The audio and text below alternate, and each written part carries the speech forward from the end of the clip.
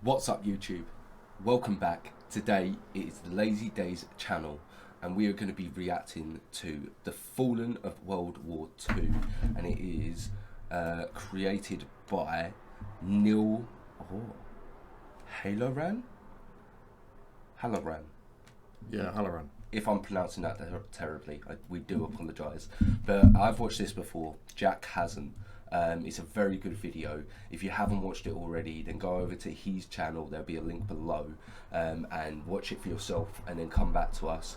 But if you have watched it before, then just enjoy our reaction. I think Jack's going to find it quite shocking. The information is crazy. Okay. It's crazy. 6 million Jewish people were killed in the Holocaust. If you separate this by country, you see that about half, 2.7 million off of the Russians.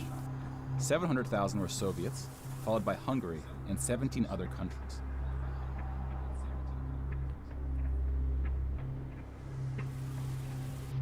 Broken down another way, about half of the 6 million were killed in the concentration camps.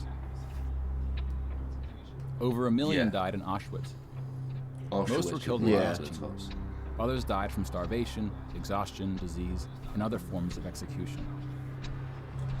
Jesus. Yeah, man. The second most deadly camp was Treblinka, Fucking which was disgusting exclusively an extermination.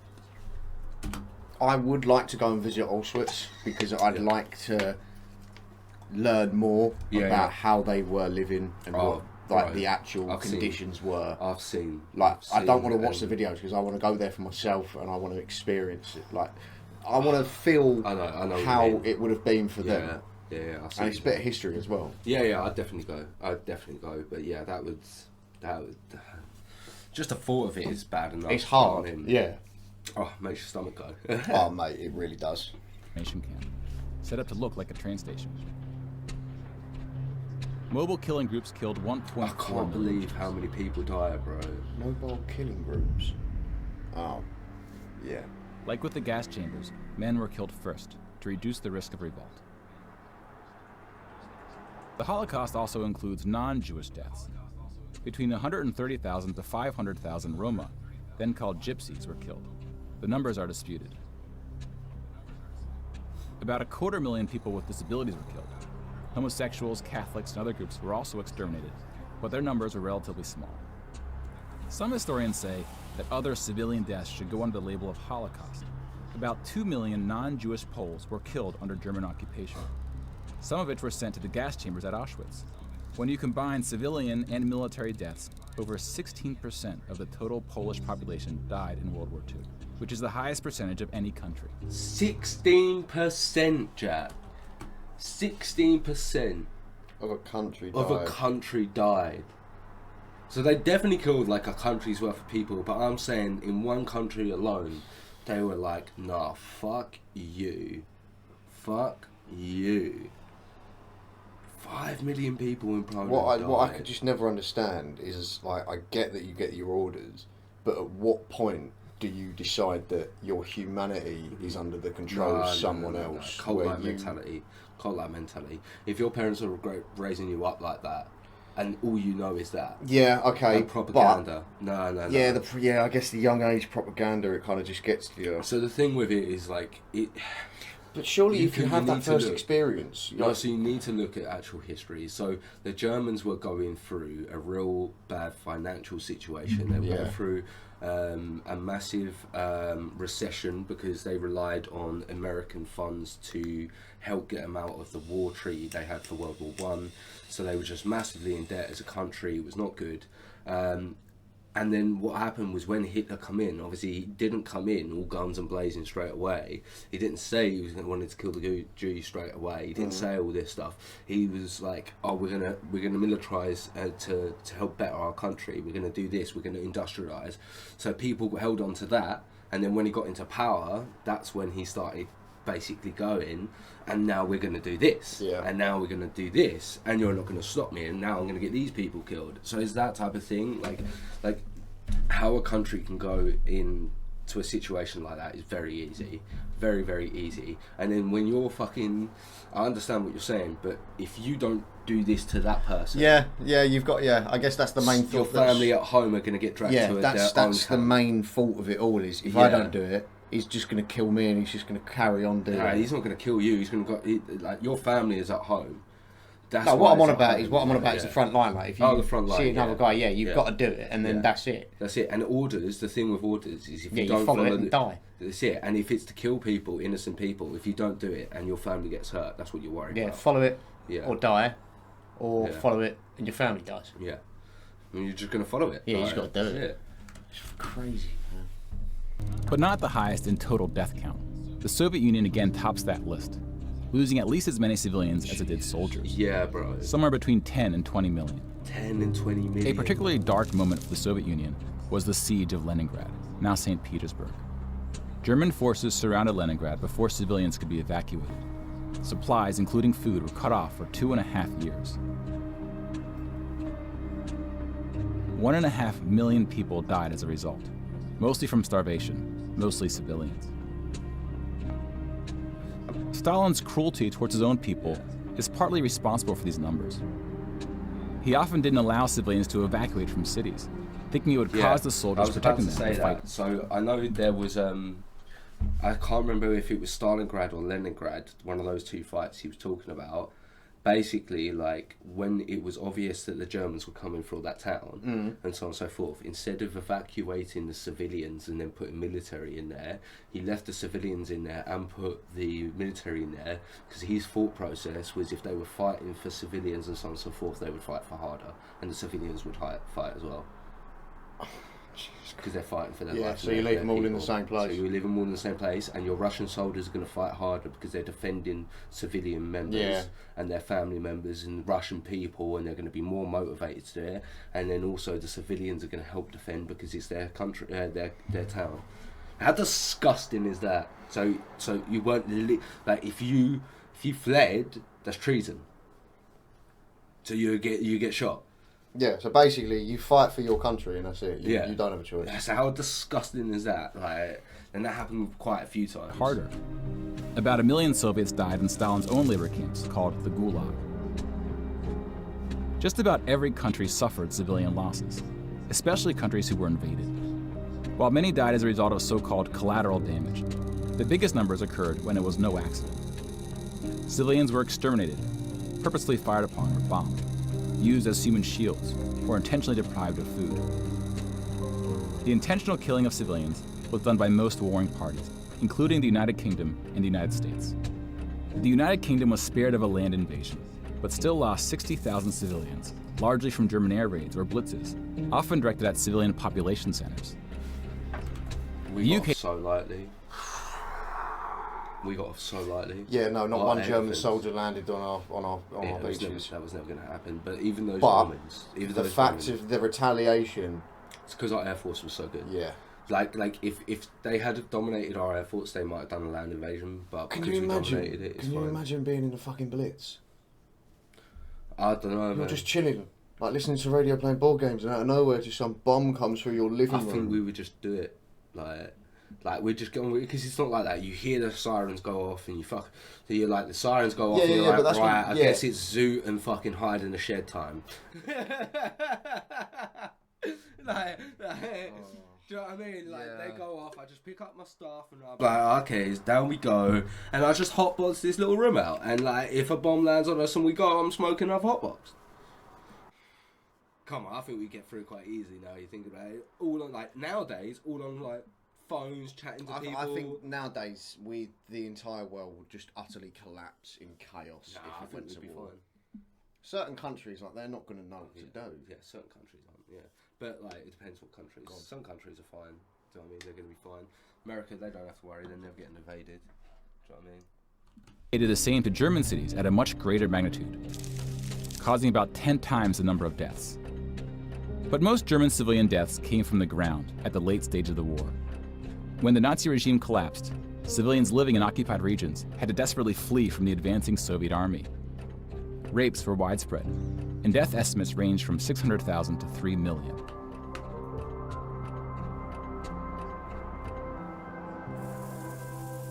Let's step back and see where we are with the totals. We just counted about 20 million civilian deaths in Europe. If you add this to the European military deaths we already covered. So that's just the European. Yeah. 41 million people died in Europe in the World War. 41 million. Numbers are insane, bro. Asian theater. Here we see the vast majority of military deaths in Asia came from China and Japan. On the civilian side, about 6 million deaths from China, Indonesia, Korea, Indochina, and the Philippines can be attributed to Japanese war crimes, which are sometimes compared to the Nazi atrocities due to the sheer scale of the cruelty. Do you know about the rape in Nanking? That's something I could never understand, is why they want to rape during war. It's not necessarily just that. Like, the thing with it is a lot of sick people. I don't think you realise that a lot of people are just horrible and sick inside, and when you're put in that environment, and for 2 years you've just killed and you've just taken, like, it's just a different mentality. You like that's what happens is we get I'm trying to think of the right word for it. Like, we get not demonetized. We get demonetized to things that we do so regularly. Like if you smoke, if you do something on a daily basis, you get demonetized to it. Yeah. So in this situation, if you've been in another country and you've been at war and you've seen deaths and you've seen this and so on and so forth, yeah, you just get demonetized from it, and it's just natural. It's just natural. It's just that one of those things. But it's not just that; it's the way the Japanese done the area, the country. Like they just destroyed it. It wasn't just the rapes. They destroyed the city. Like, they done so many horrible things. It was disgusting. China had the second highest death count after the Soviet Union. And like the Soviets, the Chinese government demonstrated a stunning willingness to sacrifice its own people. Chinese nationalists opened the dike at the Yellow River, hoping the flood would halt the Japanese advance. 500,000 Chinese civilians or more were killed, which is what they done there? They basically opened up a reservoir and completely flooded people. Yeah, so the Chinese government... They decided to slow the invasion down, then open up a dam, basically. Destroy the dam, open it up, and it would slow the military down, which is a smart plan, but you evacuate your people first. Yeah. But they were like, nah, fucking just do it. Just do it. There were 3 times the number who died in all countries in the 2004 Asian tsunamis. But the invasion of China only cost Japan 200,000 soldiers. Most were killed fighting the US and allies in the Pacific War. A significant portion of Japanese civilian deaths were caused by American firebombing and the 2 nuclear attacks. Contrary to official US statements, these airstrikes were directed at civilian populations, not military targets. When you add all the deaths outside of Europe, it brings us to a grand total of 70 million for the war, give or take depending on who's counting and what civilian deaths get included. 17 million. More people died in World War II than in any other war in history. For comparison, here are 20 or so of the very worst wars and atrocities we have on record. Some of these are more of atrocities than wars, but we've seen how that distinction... Look at World War One. The 30-year war was 7 million. Yeah. Yeah. Fall of the Ming Dynasty was 25, Napoleon was 4.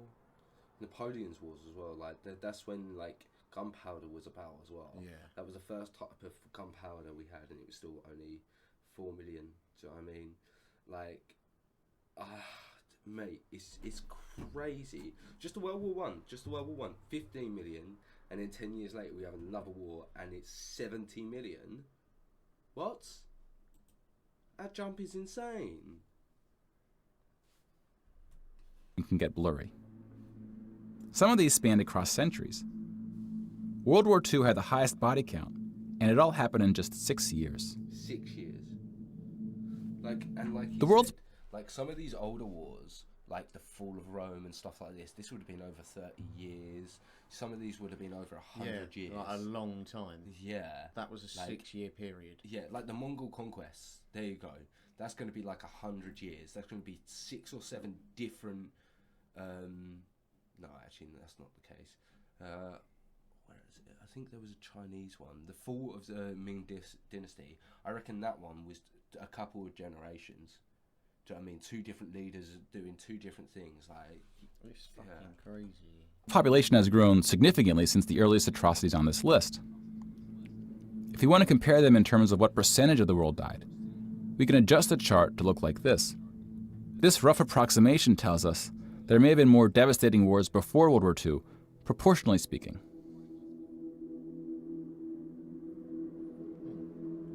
Yeah, but that's only if you convey, like, you think the Mongol conquest, that was probably one of the biggest ones, because there wasn't that many people around that time as well. Because I think that was around the Black Death time as well, the Black Plague, stuff like that. Do you know what I mean?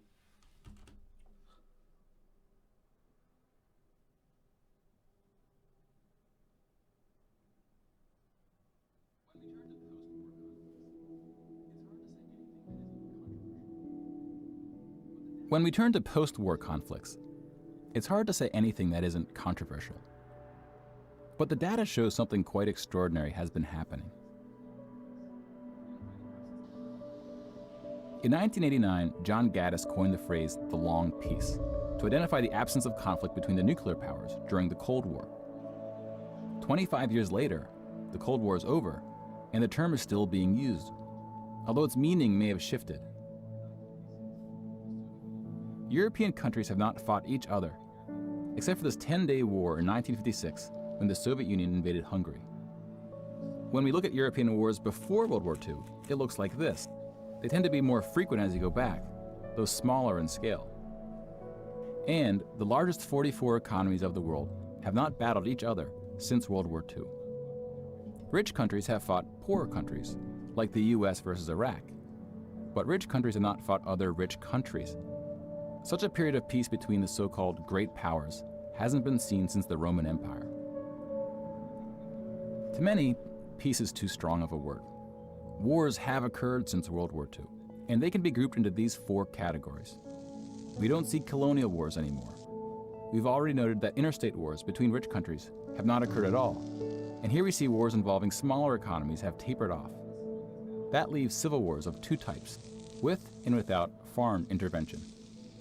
And this is what these battle deaths look like alongside of World War II. More people died fighting in World War II than in all the wars since. And again, we can't forget about world population, which has almost tripled since World War II. If we scale these numbers to show deaths in proportion to world population, showing the likelihood that a person on Earth dies in battle, the downward trend becomes even more pronounced. Now, this isn't to infer anything about why this trend is occurring. That's a discussion for another day. You can now interact with this chart to explore what conflicts are behind the totals. Now bear in mind we're just looking at battle deaths here, not civilian deaths, but those too are in decline. Peace is a difficult thing to measure. It's a bit like counting the people who didn't die in wars that never happened. We give such importance to the word peace, but we don't tend to notice it when it occurs, or report on it. Sometimes it takes reminding ourselves of how terrible war once was to see the peace that has been growing around us. Of course, this trend may not continue, and it's not clear how looking at these charts can help us make the right decisions to ensure that it does. But the longer the long peace grows, the more significant it becomes. So if watching the news doesn't make us feel hopeful about where things are heading, watching the numbers might. How fucking crazy. 70 million people. And when it's put in that graph like that Russian one, it's the Russian one that doesn't make. Yeah, when you definitely see it like that, it's really put into perspective It really is bad it really went. I know, I can't. It's crazy. I really can't believe how many people. It was when I first watched it, man. I could hear the people just being added on. I was like, how is this not stopping? You're seeing it, and it's gone past the screen, and it's still going then up. It just kept going, bro. It just kept on going. That was crazy. I hope to Christ that will never happen again. To that sort of extent. Like, understand war shouldn't happen. It doesn't need to, but, ignorance is bliss. I hope it never happens again. But there's no way we should allow that to happen again. That's a lesson that we need to learn. Problem with it is history repeats every 100 years. Every 100 to 125 years, something happens quite big. It's been Max reminded me. It's been 75 years since World War II.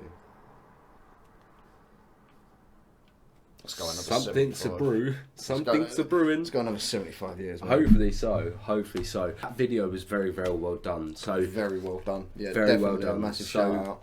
Thank you very much, Neil Halloran. The Fallen of the World War II video. If you haven't checked it out already, please go over to him, like, subscribe, and comment on his video. He's done a fantastic job. Thank you very much for joining us today. If you liked our content, then again, please like, subscribe, and comment on ours, and we'll catch you next time. Salam.